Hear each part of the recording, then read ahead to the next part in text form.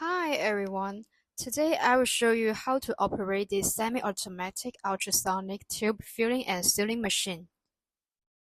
First, plug in the power cord to supply power to the machine, then connect the air source. On the left side of the machine sits a water tank and submersible pump, which also needs power connection. The pump circulates cooling water to dissipate heat for the ultrasonic sealing head. Important: the water level must cover the pump. Insufficient water will burn out the ultrasonic sealing module. Next, manually load the empty tubes. The control panel lights up already. Switch to English interface. Parameters are preset.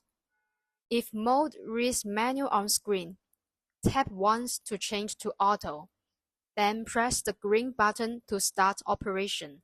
These two hand wheels are used to adjust height according to differing tube specifications. The hopper stores filling materials. These components realize pre-compression function. The photosensor picks up the color mark on the tube, then the machine spins the tube automatically for straight, uniform sealing. Then the tubes go through filling, ultrasonic sealing, and trimming of exact tail in sequence along the rotary table, with finished products discharged here at last.